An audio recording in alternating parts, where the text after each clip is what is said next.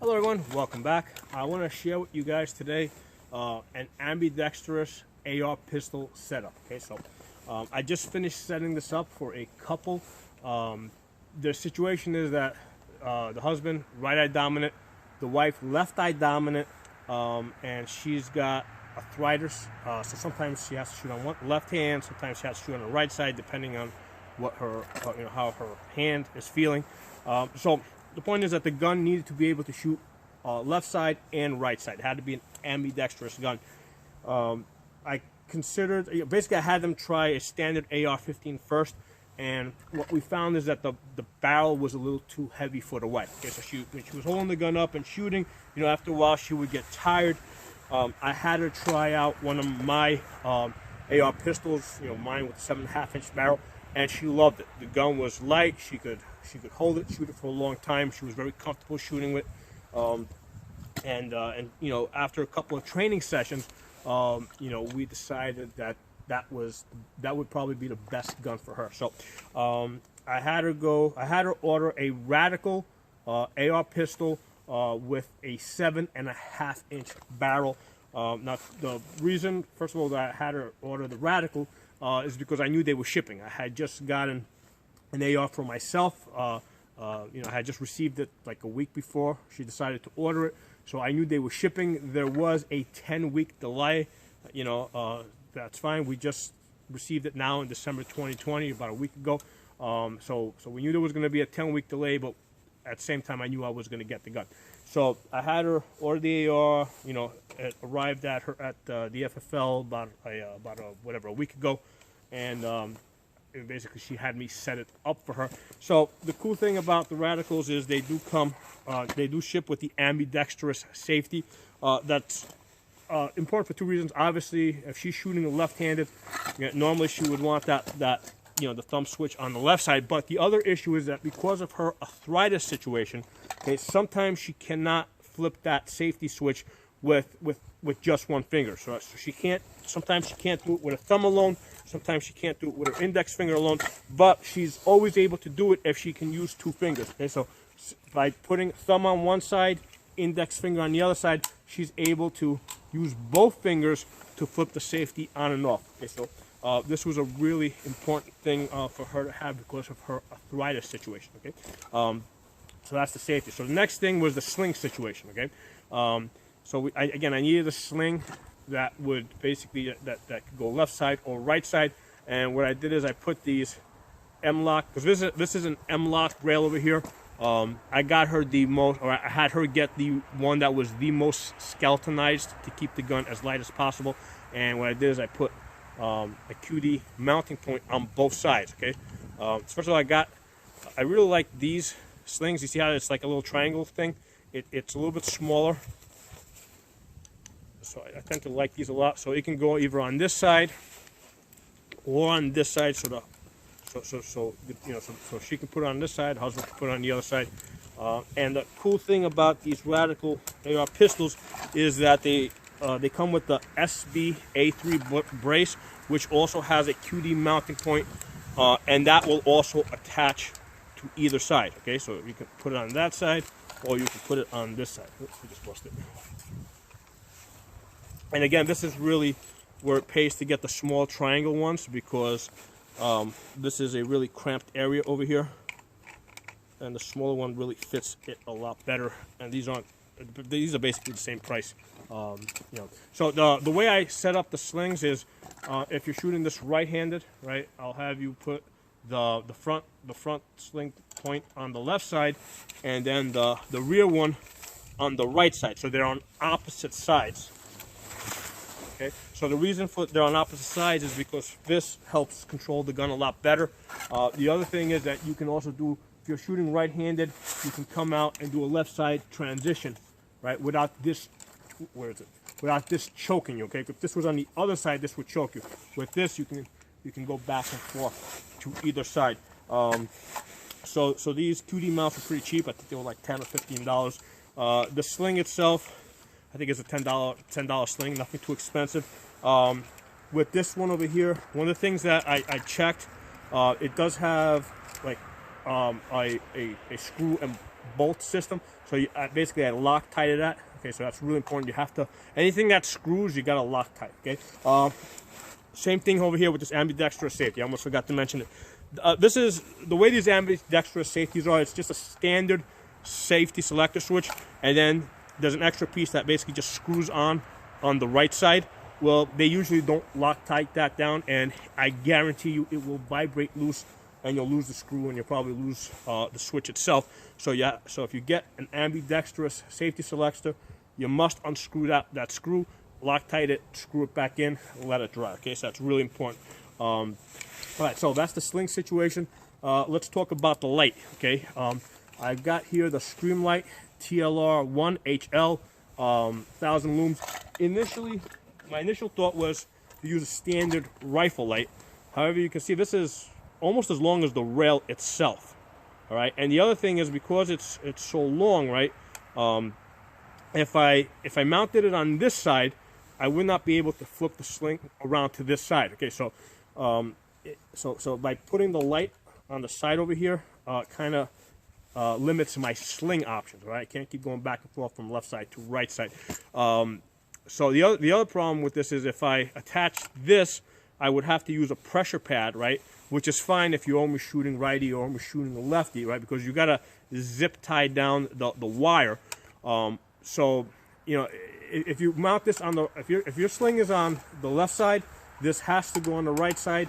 The pressure pad's on top. Well, you can't, because it's zip tied down, you can't easily switch it to the other side. By having this pistol light, right, the Streamlight pistol light over here, I can basically work that with this hand, or I can work it with this hand. All right, so you can see how easy I can go back and forth, work this with either hand. So by having this on top, you know, it can, you know, you can work it with either hand, lefty or righty. It's really not in the way. When I look through my scope, okay, that looks like a front sight post on you know, on an AR. If you have an AR that has a fixed front sight post, that's what that looks like. Okay, so your red dot or your circle dot sitting right on top of that. So this doesn't obstruct your vision at all, I find.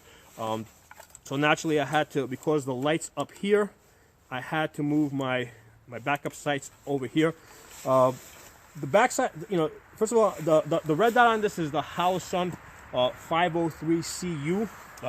It's got battery, right? It's solar powered with a battery backup, and for this type of a situation, like in a home defense type of setup, I don't want to keep it in solar power mode.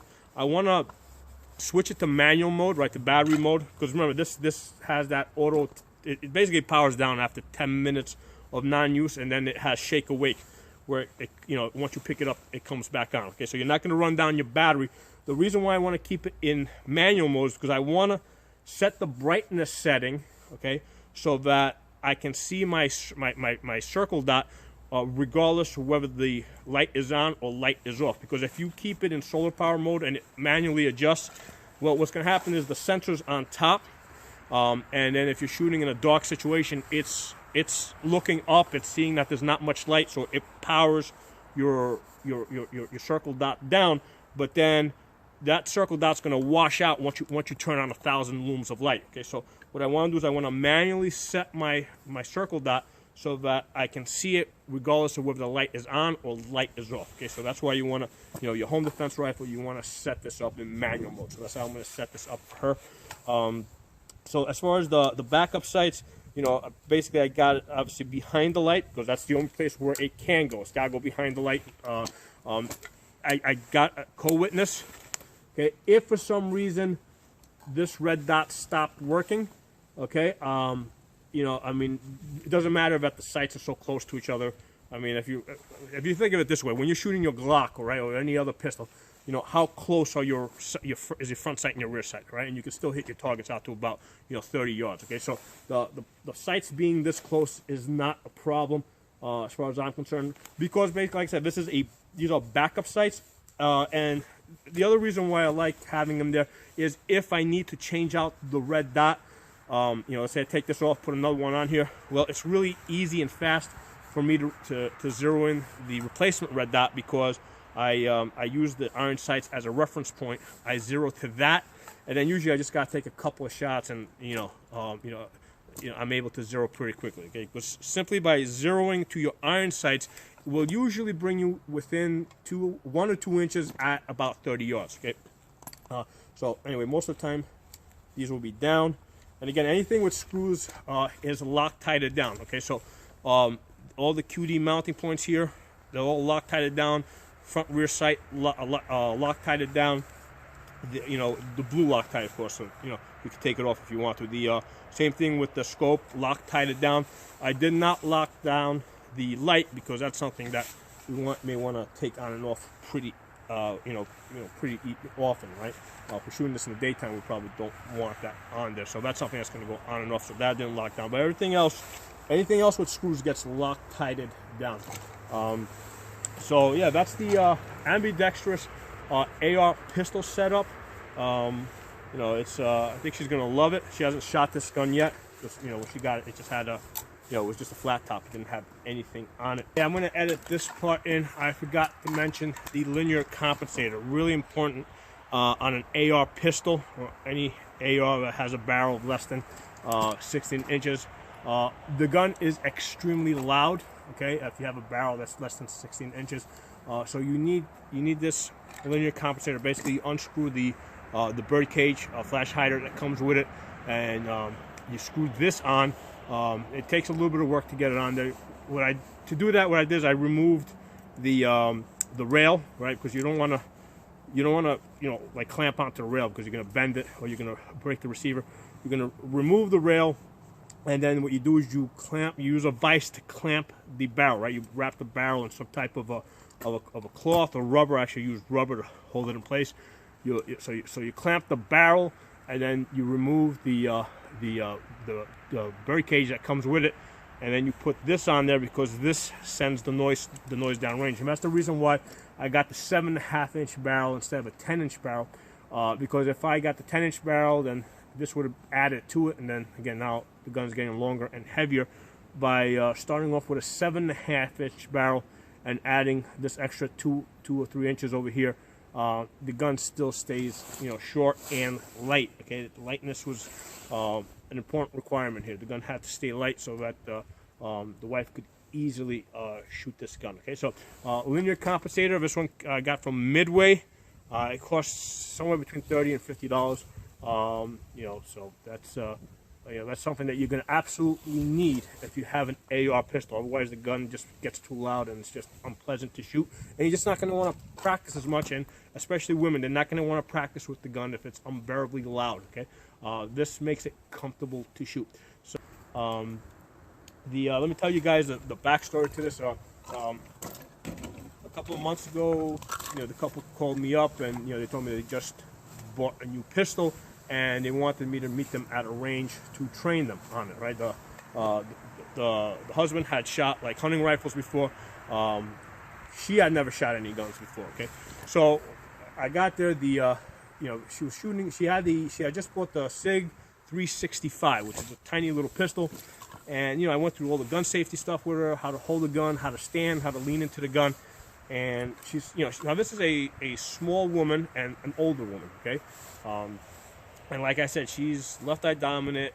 She's got arthritis in her hands, and she's having a real hard time hitting an 11x8 paper at about 15 feet, okay, with that pistol, okay?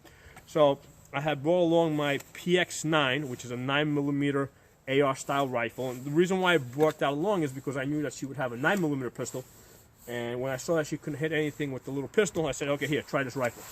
So the rifle had a red dot on it, and at 15 feet, she was like, all of a sudden she's getting groupings like this, okay?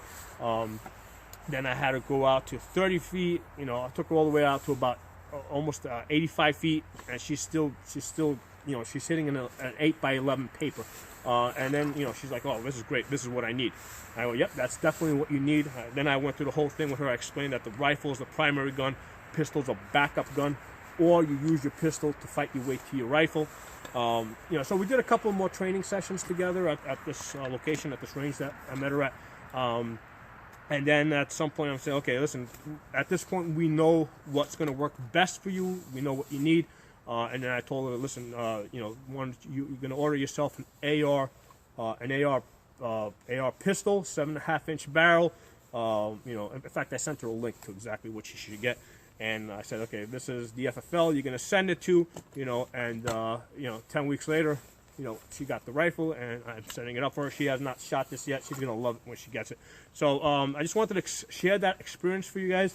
And the key component here is that, you know, we have an older couple, you know, one of them right side dominant, the other one left side dominant. The lady's got arthritis in her hands, and I had to figure out something that would work for both of them. And this was it, you know, AR pistol with an AR, you know, 7.5-inch AR pistol with an ambidextrous setup on it. If you guys like this video, give it a thumbs up, share it, you know, put some comments. If you're not a member, subscribe. I'll see you guys next time.